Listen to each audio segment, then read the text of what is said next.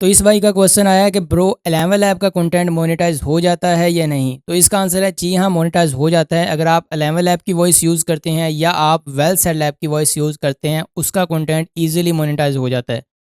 इसमें कुछ चीज़ें हैं जिनको आपने माइंड के अंदर रखना है। वो ये चीज़ है कि अगर आप 11 लैब से कोई भी वॉइस जनरेट करते हैं लॉन्ग फॉर्म में, फॉर एग्जांपल वो आपको मिनिमम कैरेक्टर कहता है कि एक बार में आप 5000 कैरेक्टर की वॉइस जनरेट कर सकते हैं।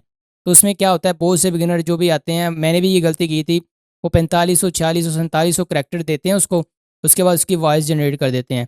जो फ्री वाला प्लान होता है ना, उसके अंदर होता इशू ये है कि वो जैसे ही हम वॉइस जनरेट करते हैं स्टार्टिंग में, वो हमारी जो आवाज़ होती है वो बहुत अच्छी क्रिस्पी बना के देता है। लेकिन जैसे जैसे वो आगे बढ़ती है तो वहाँ पे जाके वो हमारा जो कंटेंट होता है ना, उसकी आवाज़ बिल्कुल डीप से बिल्कुल बिलो बिलो हो जाती है। जिसमें होता क्या है कि आपकी आवाज़ शुरू में तो बहुत तेज़ होती है, उसके बाद आगे जाके वो आवाज़ बिल्कुल कम हो जाती है।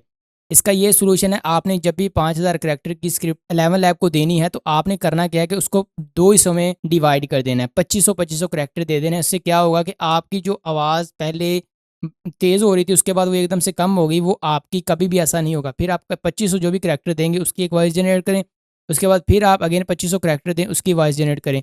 उसके बाद इन दोनों को आपने क्या कर देना है, मर्ज कर देना है।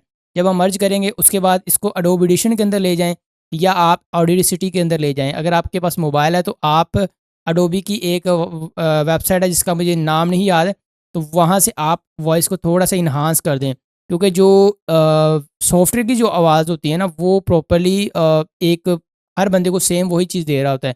तो आपने उसके अंदर थोड़े से 1-2 फ़िल्टर्स लगा लेने हैं, जिससे आपको कभी भी लाइव के अंदर भी ये ना ही लाइसेंस का मसला बनेगा, ना ही आपको इसका मोनेटाइज़ेशन में कोई इश्यू आएगा। बाकी अगर आप विदाउट इन फ़िल्टर्स के भी यूज़ करते हो तो आपको कोई मसला नहीं आने वाला।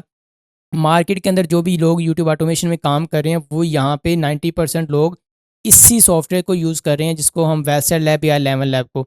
अभी जो बिगिनर उनके पास इन्वेस्टमेंट नहीं है, वो इस वजह से फ्री वाला प्लान यूज़ कर सकते हैं। हमने खुद फ्री वाले प्लान से काफ़ी काम किया है।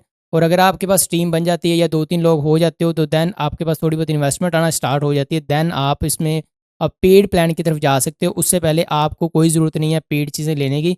फ्री वाले काम से चलाएँ और किसी की बात को ना सुनें, जस्ट पे काम करें। इंशाल्लाह आपका चैनल कभी भी रिजेक्ट नहीं होगा, ज़रूर मोनेटाइज़ होगा।